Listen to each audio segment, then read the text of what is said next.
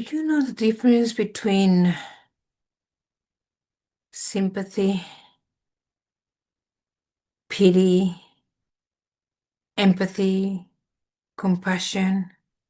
Where does all that fit when we're talking about a person with disability?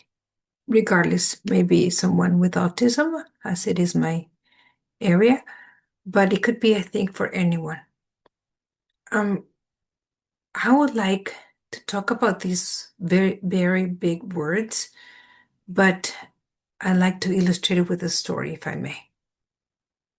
There is a story about this monk who has his apprentice.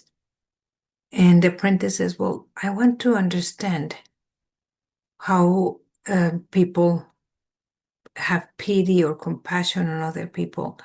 And how does it work? He says, well, let me tell you a story. Once upon a time, there was this lion that was very, very ill. And there was this little mouse. And the mouse saw that the lion was ill, so he started bringing food and water for the lion. And little by little, the lion regained his health. And as the lion got stronger, the mouse disappeared. Obviously, he didn't want to be killed, but he disappeared. So why don't you go try it out? Go do the same. So he does. 3 days later, he comes back and says, so how was it? It was terrible. It was terrible. People have no sympathy. They have no compassion. There was no pity. No one. Says, I went there and I laid like the lion, and I mean, people would just kind of jump over me, turn around, or some people even looked at me in disgust, and they, but no one even said, do you need something? How can I help you? No one did. And then the teacher said, well, interesting that you chose to be the lion when you could have been the mouse. So that's the story that I like to take for today, because in no doubt, and I'm sure that all of us at some point have needed to be those lions. When we have had to ask for help, and sometimes we could do things, but then we just choose to be like the lion. But how often do we choose to be like the mouse? What is the difference between just having pity, have empathy, um, sympathy, compassion? Okay, let's break it down like this. For me, pity and sympathy are similar, but first, there's my pity. Sympathy is like, okay, well, I feel sorry for you, and I try to help. Pity is like, I feel so sorry, and you cannot do it, and I just do everything for you, taking away your dignity because I just feel that you cannot do anything on your own. That's just sympathy, is trying to help a little bit. But empathy is like, okay, well, I'm trying to put my feet on your shoes, trying to walk with you, but it's very difficult. So maybe I just don't judge you. I tolerate you, and I just let you be. For me, compassion, however, is being able to walk with the person. Comes from the Latin com, with, passion, suffering. So I suffered with you, but to help you out, like the mice, or the mouse in this case. The mouse helped only as long as the lion needed the help. And then he disappeared. That's compassion, is to be able to help a person to get back on his feet. And this got me thinking that, of course, there have been situations, there have been moments that I have needed to be that lion, and I really, really needed help. And there were just so many mice, because I realized, I'm never alone. And many of those mice have disappeared. Don't have a way to go and thank them personally because they just disappeared. I mean, of course, there have been people who have hurt us, of course, but with my hands, maybe I can count the people who have hurt us. But I do not have enough fingers to count all those mice that have helped us in many levels. Just sometimes even a smile is helpful.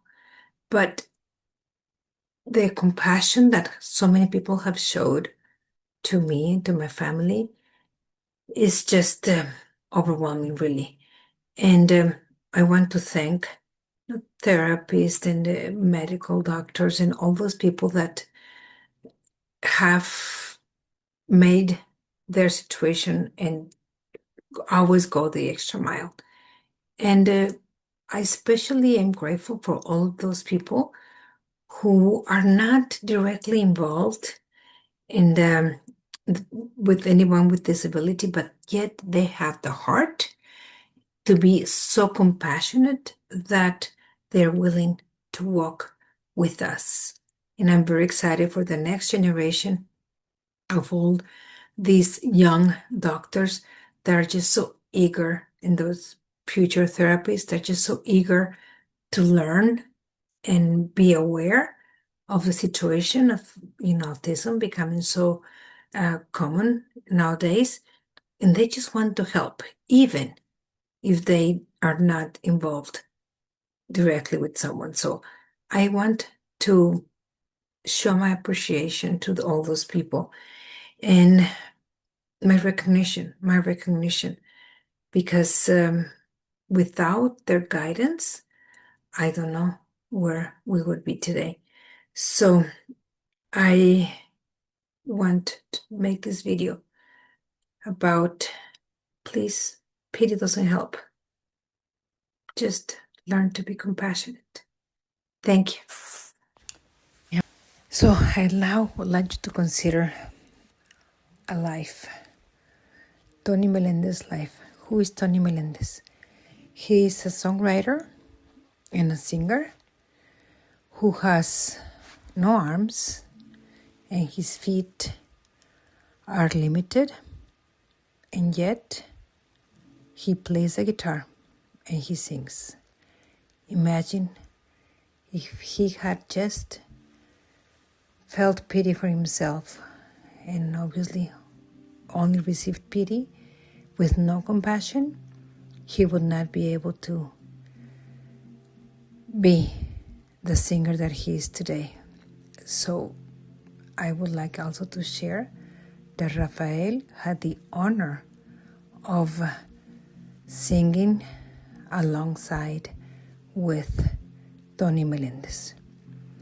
And this is just, for me, a commitment to raise up my standards, and I'm sure he can do much more. And here we are. I hope this inspires you to continue accompanying your child and watch him grow to his best potential.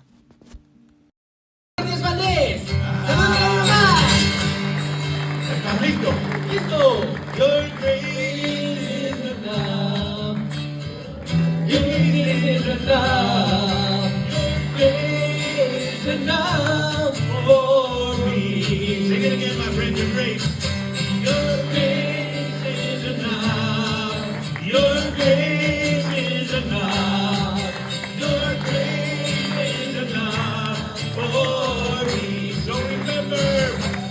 So remember your children, remember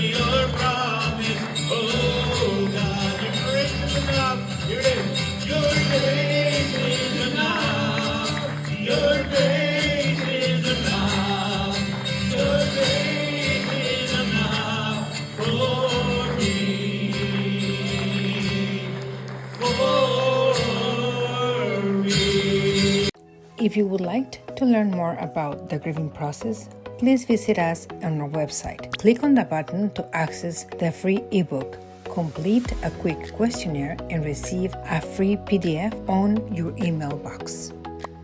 Well, thank you so much for being here with us, and we hope that you enjoyed this content. And if you did, please remember to share. Visit us on our webpage. We have very interesting courses that are especially aimed for overwhelmed parents as we go with this journey. Please remember to subscribe if you're not. Love to have you here as part of the Unoverwhelmed family. And please remember, you're not alone. God loves you. And see you in the next video. Thank you.